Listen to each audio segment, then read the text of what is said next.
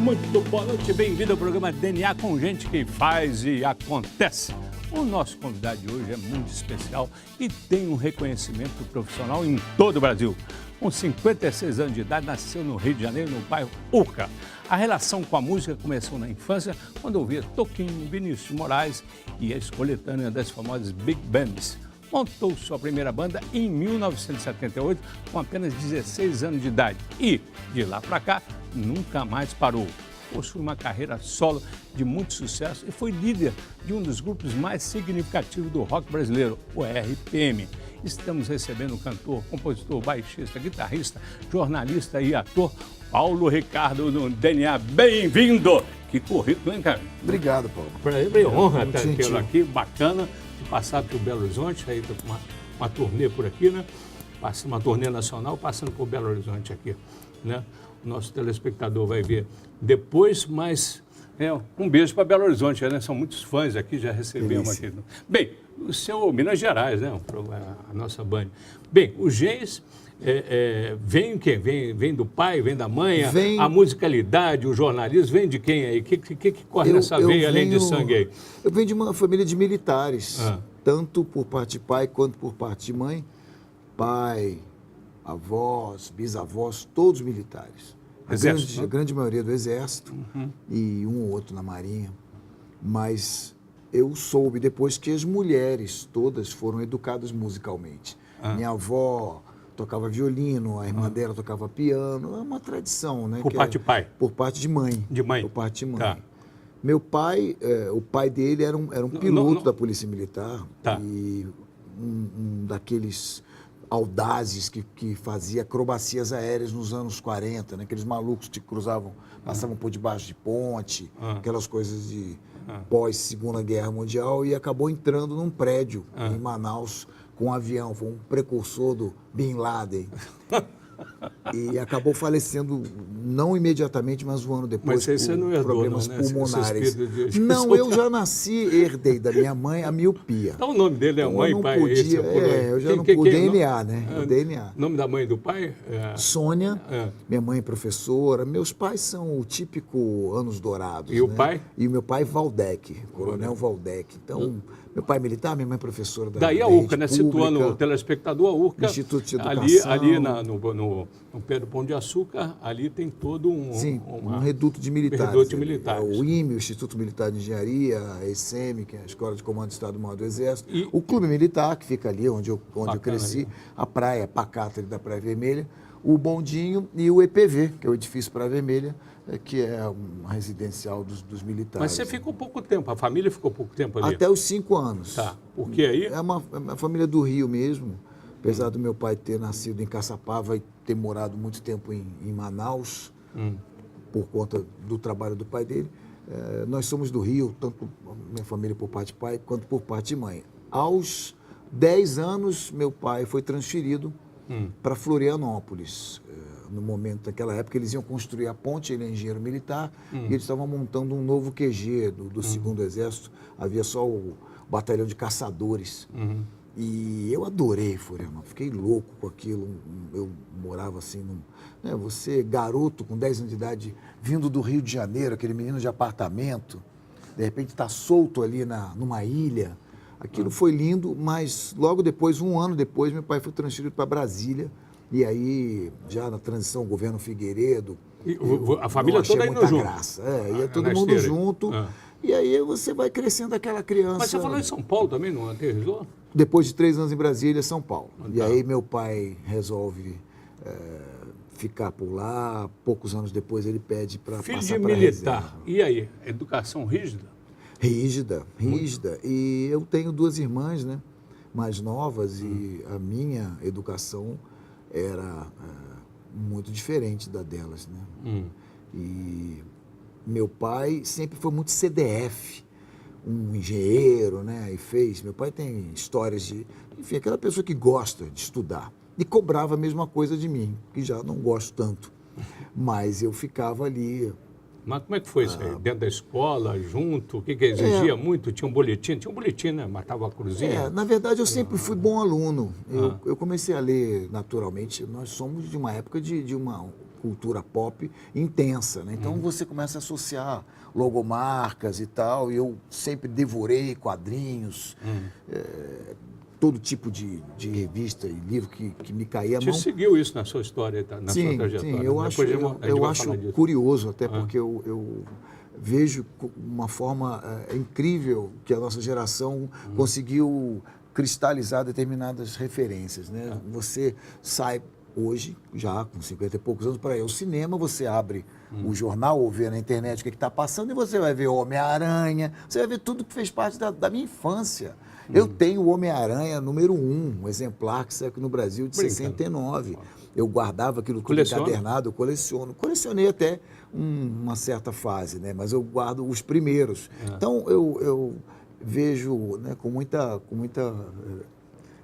divertido, um lado divertido assim, da nossa geração, com essas referências, e logo estava lendo com facilidade, e a lei não permitia que as crianças entrassem na escola, na primária, né, antes dos 7 anos. Mas a minha mãe era diretora, e eu já estava lendo mesmo, ela deu um jeitinho, então eu estava sempre 1, 2 anos à frente de todo mundo, até que aos 14 anos eu fui, meu pai, naquela pressão para eu prestar concurso para uma escola militar, eu pensei logo na Marinha para poder viajar, conhecer o mundo, e prestei concurso para o Colégio Naval. Aquilo foi um ano de muito estudo, realmente. Eu não tinha final de semana nem nada. Eles iam para os clubes de Brasília, eu ficava trancado no apartamento estudando intensamente português, matemática, história, geografia. E a música pulsando? Dei essa alegria para o meu pai. A música... Com 14 anos, porque com 16 você não estava montando uma banda? Como é que foi? Como é que emergiu essa? Eu não me lembro de um momento onde... Não é que... não há um momento onde ela acontece, ela sempre esteve ali. Aos 5 anos, uma professora, amiga da minha mãe, me pediu a ela para me levar para um programa de televisão, um programa da Globo chamado A Hora do Tio Vinícius, apresentado pelo Augusto César Vanucci. Era um programa infantil, onde as crianças cantavam, dançavam e ganhavam uns brinquedinhos e tal. E eu fiz ali, então, o Bolinha do Rio, que é diferente do Bolinha de São Paulo. Rodei uns 3 programas ali aos 5 anos. Então, efetivamente, eu comecei a cantar aos 5 anos de idade. Naturalmente, isso não é vida, você tem que estudar alguma coisa, e eu... Mas ouvia jornalismo. Paulo, você ouvia música? Eu cantava no banheiro? Eu cantava o tempo todo. Eu cantava em sala de aula, eu cantava andando pela rua. As pessoas falavam, te encontrei e estava passando em tal lugar cantando pela rua. Eu sempre gostei de cantar, não houve um momento assim que eu me lembro claramente de, aos 7 anos, meu pai me levar ao cinema para assistir Roberto Carlos em Ritmo de Aventura, e eu disse, é isso que eu quero fazer quando eu crescer. Me parece uma boa profissão. E aí eu vou levando a música em paralelo, ouvindo tudo que chega próximo de mim, claro, com essa enorme influência de Roberto Carlos, mas começo a estudar música seriamente a partir dos 15 anos. Com o endosso do seu pai? Meu pai sempre, ele contou que aquilo fosse um hobby, como se eu fosse a minha tia-avó. Toca seu piano, toca um violino, mas você vai fazer, ou se você não for militar, você vai fazer administração ou engenharia, alguma coisa assim. E, de repente, uma banda com 16 anos, isso foi dentro de casa? O barulho foi lá dentro? Você, baixista, contanto que eu fosse bom aluno, ele me ajudou, me apoiou muito, pagava minhas aulas e tal. E eu levava aquilo muito a sério, porque eu gostava muito daquilo. Mas, aos 17 anos, passando para a USP, uma faculdade... Você estava em São Paulo já? Uma das melhores do Brasil, já em São Paulo. Aos 14 a gente sai de Brasília e aí chega em São Paulo, e aí aí tem um impacto muito grande, né, porque os militares em São Paulo têm um edifício chamado Edifício Duque de Caxias, fica bem ali, onde, como diz Caetano, onde a Ipiranga cruza a Avenida São João. É um lugar meio barra pesada, assim, mas já havia o calçadão, a coisa já estava mais urbanizada, já estava mais civilizado. E para mim, que vinha de Brasília, que era um lugar em construção, quando eu morei lá nos anos 70, aquele avião, a Asa Norte era um canteiro de obras. A gente morava na Asa Sul, que ainda estava, mas eu me lembro do grande shopping lá do Conjunto Nacional ter meia dúzia de lojas. Eu morei lá em 74, 5 e 6. E quando a gente chega em São Paulo em 77, é um impacto daquela torrente de informações para todo lado, Livraria Siciliana, Museu do Disco, tudo que eu não conseguia encontrar em lugar nenhum. Impactando o quê? Na sua criação? Impacto, não, primeiro o meu consumo e minha relação com a música foi potencializada, porque eu vivia numa loja de discos. Tinha uma loja de discos ali que acabou virando um selo de música, o Obop, o Opop Discos. E esse lugar, que ficava em frente à minha casa, fica em frente ao Largo Paissandu, onde é a Ordem dos Músicos, onde caiu aquele prédio dos Sem Terra, sem ocupação do Boulos há pouco tempo atrás. Na frente, hoje, já há alguns anos, floresce a Galeria do Rock, que também é a galeria do reggae, do hip hop, mas é um centro, né, de lojas de música e de caiu moda. No terreno fértil. Quando eu cheguei lá aos 14 anos, aquilo era vazio. Tinha uma lavanderia, uma loja de revelação de fotografia e uma loja de discos. E aí, eu vivi ali. E ali eu conheci, por exemplo, o jornalista, grande amigo meu, Zé Márcio Penido. Zé Márcio era, logo, poucos anos depois, foi ser diretor do Globo Repórter. Mas aí você já estava estudando jornalismo ou não? Não, eu estava fazendo o primeiro colegial no São Bento, que era ali pertinho. Que antecedeu o jornalismo. Antecedeu o Objetivo, né? Depois eu fiz 2 anos de colégio Objetivo. Mas ali, no centro de São Paulo, eu tive contato com aquela cultura cosmopolita que o rock representa. E era uma coisa emergente no Brasil. O que estava acontecendo ali no mundo e que reverberava muito lentamente naquela época foi a explosão do punk. E que coincide aqui com um lento processo de abertura. Então, essas coisas relacionadas ao rock, à cultura rock, à contracultura, vão crescendo muito lentamente à minha volta. E eu conheci ele, Kid Vinil. Muitos jornalistas frequentavam aquela loja. Mas precoce, né? Você, tudo meio precoce. Daí para o jornalismo. Aí você pulou para o jornalismo? Aí, quando eu concluí o terceiro ano, eu tinha que fazer minha opção pelo vestibular e eu optei pelo jornalismo porque eu não tinha nenhuma pretensão de ser maestro. Não ia estudar música profundamente, eu entendia... Seguiu o paralelo. Eu entendia o que eu fazia como uma atividade multimídia.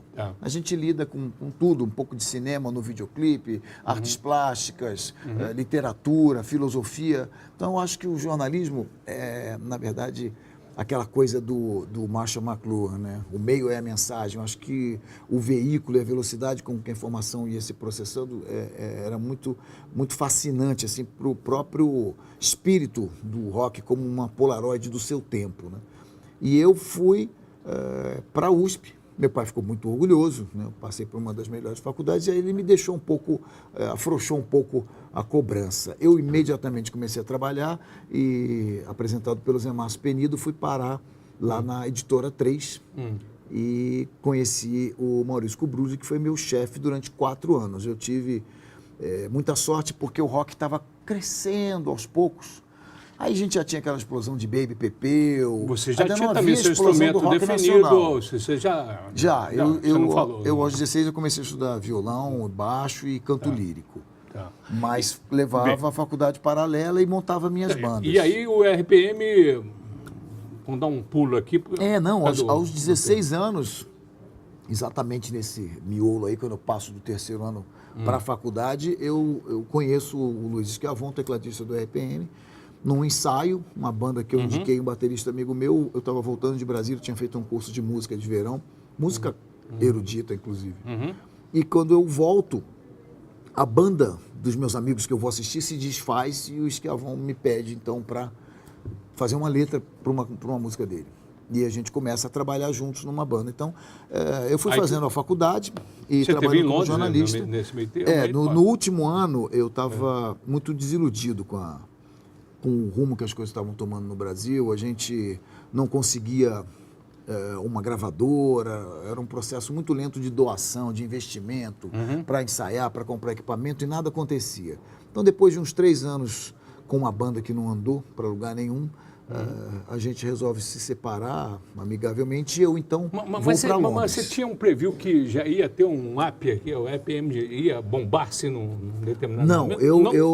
Eu tive essa banda com ele que... Essa banda misturava um pouco de música instrumental brasileira, tinha uma influência de Egberto Gismonti e tal, com o rock progressivo do Gênesis, do Yes, coisa que tocava muito nos anos 70. Porém, nós estávamos na contramão da história. A história do rock estava assim caminhando para a explosão do punk, Sex Pistols, The Clash, The Police. Aí você rompeu? Aí a gente parou e entendemos que a gente estava obsoleto sem nunca ter nascido. E aí?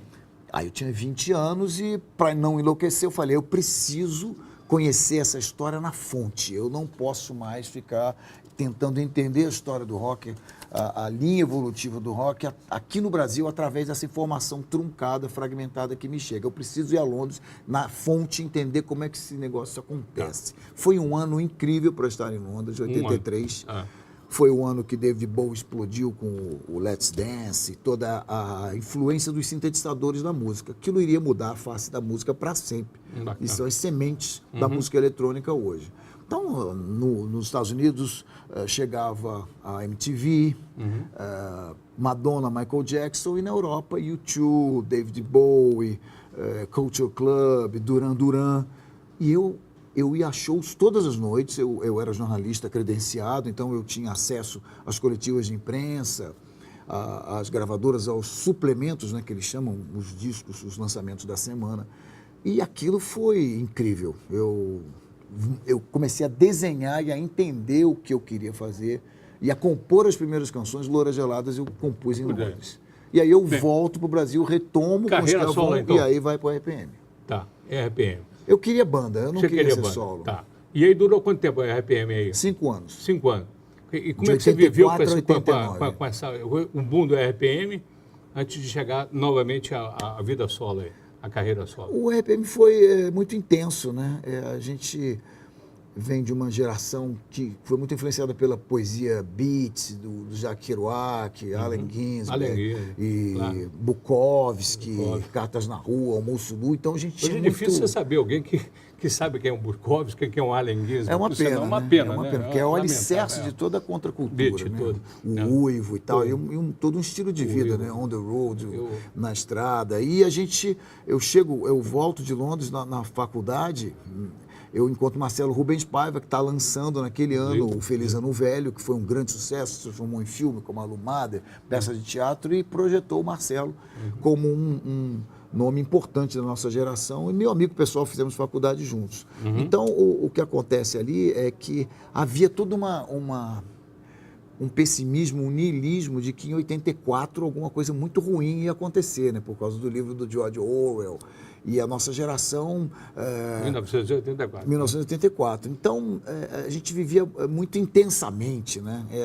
A coisa do Bukowski. Eu prefiro essas pessoas que queimam do que... Ou como o Lobão disse, eu prefiro viver 10 anos a 1000 do que 1000 anos a 10. E esse tipo de coisa. Então, era tudo muito intenso, acelerado, e parecia que realmente o fim do mundo podia acontecer. Havia aquela Guerra Fria, o Reagan, eles podiam apertar o botão. Quem não viveu no Sleeping Bag nem sequer sonhou. Exatamente. Bem, para andar aqui um pouquinho, isso é um preconceito aí no caminho, aí nessa trajetória sua? Eu fui encontrar o preconceito, já que você falou, vou dar um salto dos anos 80 para os anos 90. O rock chega já com o caminho aberto pela Blitz, em 82, depois Barão, Titãs, Paralamas, o Rich fez muito sucesso em 83. Quando a gente chega em 85, junto com a Legião, o terreno já está pavimentado, então a gente é muito bem recebido. Nós, a Legião, como bandas mais sérias, com a temática mais focada em reflexões, e a nossa questão mesmo de se chamar revoluções por minuto, porque vindo de família de militares, a palavra revolução tinha um certo peso, né? Os militares sempre trataram o golpe de 64 como uma revolução. E não se falava mais aquela palavra nos anos 70, nos anos 80. Grito parado no ar. Ficou estigmatizada, e até aí como o jornalismo está em todo lugar na minha vida. Um amigo meu, jornalista do Estadão, Vladimir Soares, eu tinha mostrado a ele o nome que nós tínhamos escolhido, RPM, e ele falou, substitui rotações por minuto por revoluções por minuto. E aí? Que você tem um duplo sentido, mas você torna a coisa muito mais interessante. Aí aí nasceu a banda. O eco foi... E nós fomos muito bem recebidos, apesar de aí 7 anos que eu já conheci os Cavão dando murro em ponta de faca sem nenhum sucesso. Quando as coisas começam a acontecer, elas vão relativamente rápidas. Nós recebemos um telefonema do empresário Manuel Poladian, que era empresário do Roberto, do Caetano, de todo mundo, e ele está disposto a investir. Tango em Buenos Aires. Exatamente, até hoje. E trouxe o Charles Aznavour, Julio Iglesias, ele continua trazendo, Liza Minnelli, adora isso. Mas ele nos convidou para integrar o seu cast. A gente ficou louco, porque nós éramos uma banda de garagem. A gente tocava em danceterias e porões à 1h, e ele chamou o Ney Matogrosso, que eu já conhecia, já era meu amigo, conhecia muito amigo do Cazuza, namorou o Cazuza, então eu já conhecia o Ney, e ele, como empresário do Ney, convida o Ney para dirigir o nosso show. Isso realmente é um marco e faz toda uma diferença. A nossa geração começa então a apresentar um trabalho para o horário nobre, com um canecão 9 da noite, e aí a gente realmente atinge um sucesso inacreditável. Não houve preconceito nesse momento, a gente veio com todas as bênçãos, né, de Caetano, de Ney, deu tudo muito certo. Eu fui enfrentar o preconceito cerca de 10 anos depois, quando eu compus com Michael Sullivan, que é conhecido como o rei do brega. Eu posso dizer porque é meu amigo querido e não tem problema nenhum com esse estigma. Mas, quando eu cheguei com a música para o meu produtor, o produtor desse álbum, o Bom Me Escolheu, que marca a minha fase chamada de pop romântico, ele disse, olha, você vai ter problemas se você resolver gravar essa música. O Nilo foi produtor do Cazuza, do Kid Abelha e tal. E eu estava com o meu empresário na época, era muito amigo do Fagner, tinha sido empresário do Fagner, ele falou, vamos conversar com o Fagner, vamos ver o que ele acha. Aí mostramos a música, o Fagner falou, não grave essa música, não grave, você não pode gravar, isso vai ser terrível para você. A gente saiu de lá e falou, puxa, Fagner, muito obrigado. Ó, se o Fagner falou para não gravar, então grava. E foi um grande sucesso, foi um grande sucesso. Aí eu enfrentei o preconceito de ter colocado um pé na Bregolândia, como diz o Michael Sullivan. Delícia de conversa, mas tem que chamar o intervalo comercial, senão leva um beliscão aqui. Vamos lá. Tudo de bom.